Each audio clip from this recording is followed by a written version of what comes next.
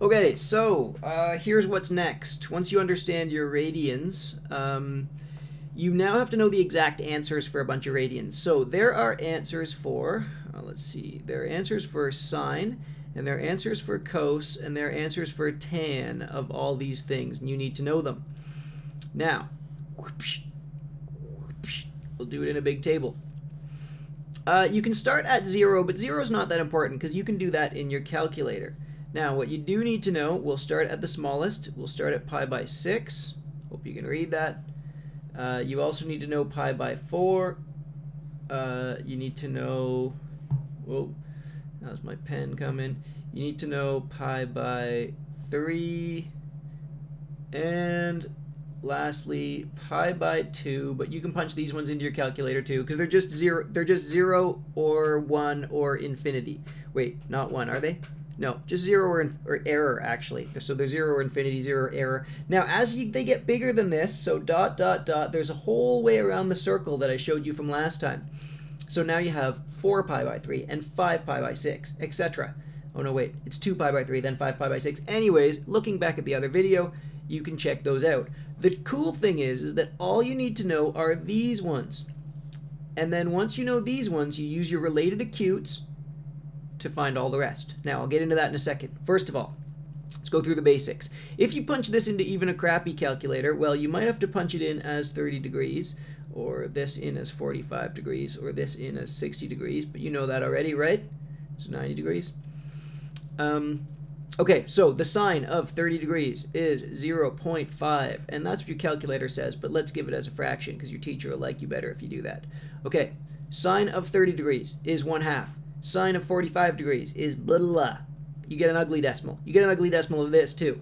Now, for cos, if you plug these in, you get ugly decimal, and 1/2, so 0.5.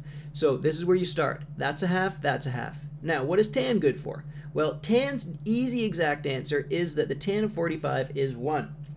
Okay, so memorize those. Now, the other ones you need to know is you need to know root 3 over 2.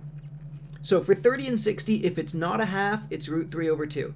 So when you punch in pi by 3 or pi by 6 into sine or cos, it's root 3 by 2. Now, I'm going to pause here to think about something. Okay, so what happens if I actually punch this in? Well, if I punch in the sine of, and I use my pi divided by, let's say, 3. So if I actually punch this in, what I get is a decimal, 0.866 dot, dot, dot. It goes on. You just need to know that that is equal to root 3 over 2. And if you're not sure if it is, then take root 3 over 2 and divide it. And, well, it'll turn into this. So sine and cos of pi by 6 and pi by 3, it's either 1/2 or it's root 3 over 2. And just remember that if you punch it in and you get this, that's root 3 over 2. Now, what happens for pi over 4? Well, I'm going to pause it again so I can use my calculator. Okay, so you get, well, 1 over root 2. And you get 1 over root 2. For both of these things, you get the same thing.